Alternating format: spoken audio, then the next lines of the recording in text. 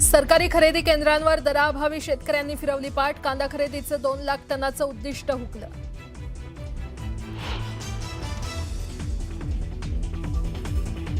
राज्यभरात पाऊस ओसरताच भाजीपाला प्रचंड महागला. किरकोळ बाजारात फरसबी 200 तर वाटाणा 240 रुपयांवर.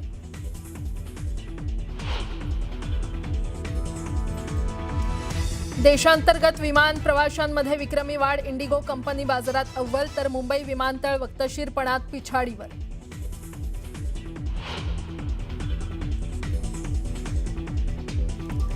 SIR कामासाठी बहुतांश शिक्षकांची नियुक्ती. विद्यार्थ्यांना बसतोय फटका.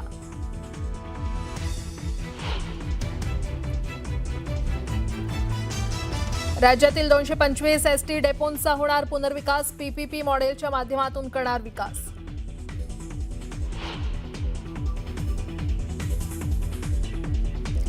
CSMTवर प्लॅटफॉर्म विस्तारीकरणाचं काम प्रगतीपथावर. मध्य रेल्वेवरील 2 एक्सप्रेस अंशतः रद्द.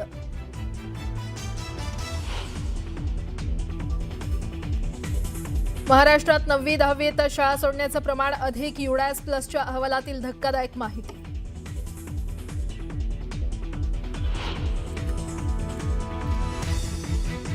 आणि छत्तीसगडच्या बिलासपूरमध्ये भरधाव कारची स्कूटरला धडक. एका मुलाचा मृत्यू.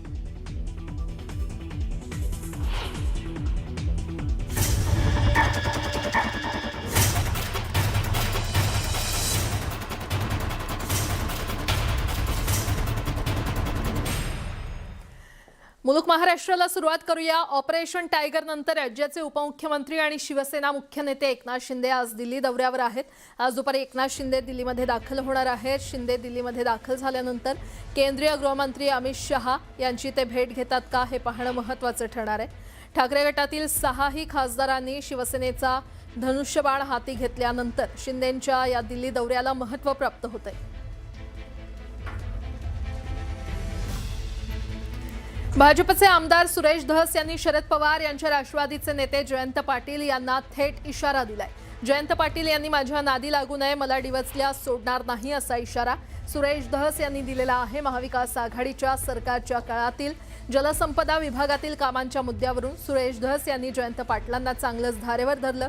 तसंच महालक्ष्मी कुणाची संस्था आहे आणि त्यांच्यामध्ये कुणाचा किती वाटा आहे, कोण डायरेक्टर आहेत हे पुढच्या अधिवेशनाच्या पहिल्या दिवशी तुम्हाला कळेल असा थेट इशारा जयंत पाटलांना सुरेश धस यांनी दिलाय. तर मला वाटतं त्यांनी माझ्या नादी लागू नये. मी सोपा डावसायचा माणूस नाही. मी जर उलटा फिरलो तर तुम्हाला सुद्धा नीट सोडणार नाही. जयंत पाटलांनी ते तिकडं बघायचं. ती दादागिरी त्यांची ती नौटंकी बोलण्याची आणि त्याच्यानंतर याच्यात बोलायचं. तुम्हाला जेवढं जमतं ना, देवाने तुम्हाला जेवढं दिलंय त्याच्यापेक्षा 1% आमच्या देवाने सुद्धा आपल्याला जास्त दिलेले. तुम्हाला बाकीचे लोक गप्प बसत असतील, आम्ही गप्प बसणार नाही. तुम्ही आमच्या इथं येऊन डवचण्याचे कामं करताना आम्ही बी तुम्हाला डिवचू. सापडतील ना ते बी. या महाराष्ट्र राज्यामध्ये मागचं मवियाचं जे सरकार होतं त्या सरकारच्या कालावधीमध्ये कोण जलसंपदा मंत्री होतं, ज्यांच्या कालावधीमध्ये जिओ टॅगिंगचा GR झाला. त्या जिओ टॅगिंगच्या GRच्या नावाखाली या महाराष्ट्राची किती लूट झाली हे सुद्धा पुढच्या अधिवेशनात पहिल्या दिवशी बघा.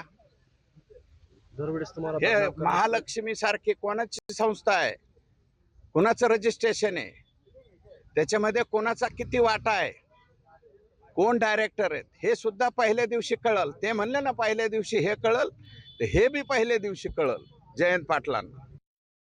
बीडच्या माजलगाव शहरामध्ये आमदार धनंजय मुंडे यांच्या वाढदिवसानिमित्त शुभेच्छा देणारे बॅनर्स लावण्यात आलेले आहेत. यामध्ये आमदार धनंजय मुंडे यांचा उल्लेख भावी कॅबिनेट मंत्री असा करण्यात आलेला आहे. आमदार धनंजय मुंडे यांचा वाढदिवस उद्या असून त्यानिमित्त लागलेल्या या बॅनरची आता चर्चा होऊ लागलेली आहे. आमदार धनंजय मुंडे हे महायुतीच्या सरकारमध्ये मंत्री झाले होते, मात्र त्यानंतर त्यांना राजीनामा द्यावा लागला होता. आता पुन्हा एकदा त्यांच्या मंदिराच्या चर्चा जोर धरू लागल्या असून या पार्श्वभूमीवर कार्यकर्त्यांनी लावलेल्या या बॅनरची चर्चा होऊ लागलेली आहे.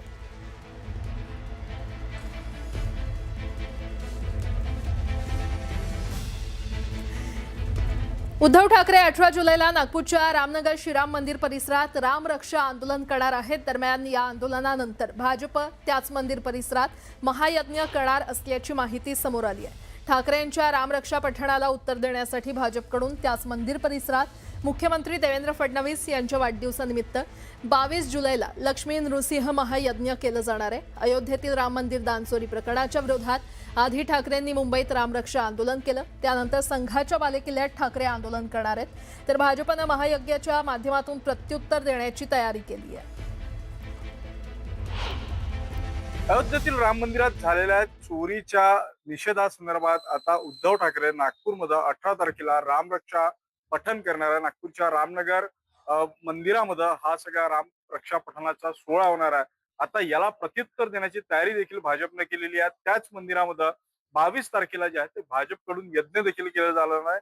या यज्ञाचे आयोजक रितेश गावंडे आपल्या सोबत आहेत। रितेश भाऊ, उद्धव ठाकरे 18 तारखेला नागपूरमध्ये येऊन रामरक्षा करतात, त्यानंतर त्यांचं आंदोलन असणार आहे, त्याला प्रत्युत्तर देण्याची तुम्ही तयारी केलेली आहे।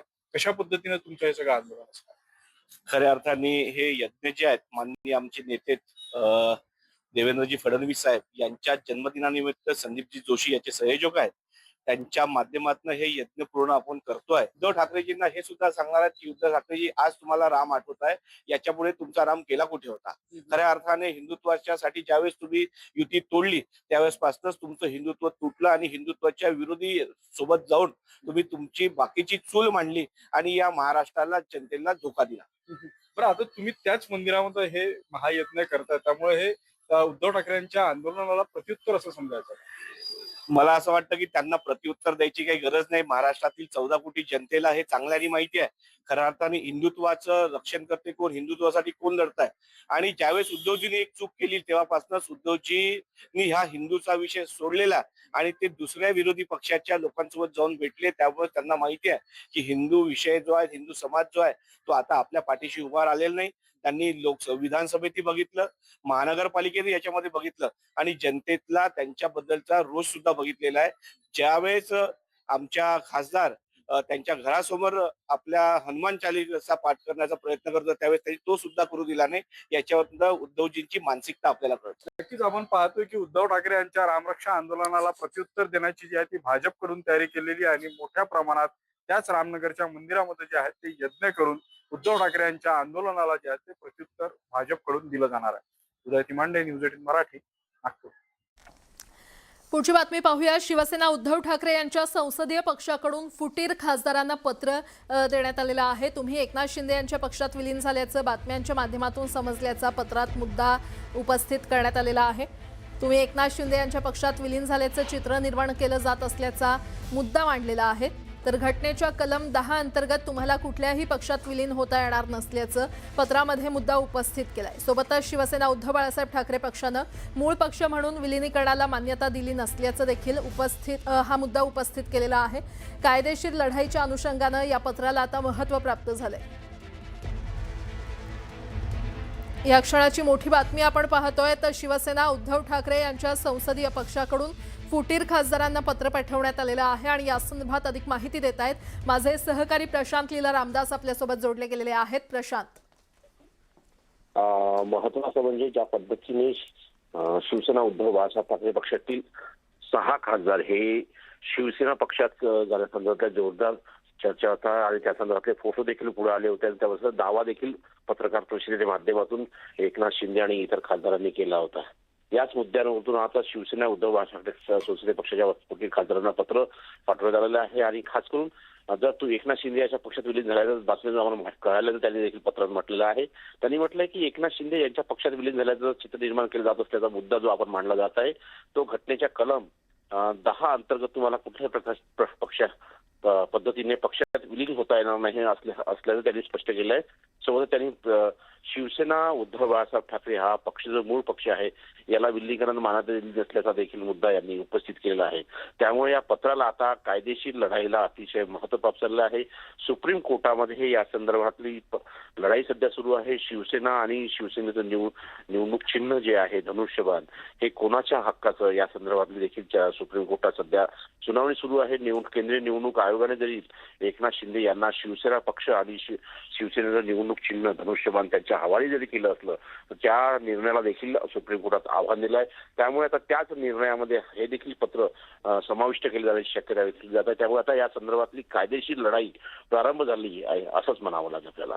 ठीक आहे प्रशांत, धन्यवाद या संपूर्ण माहितीसाठी.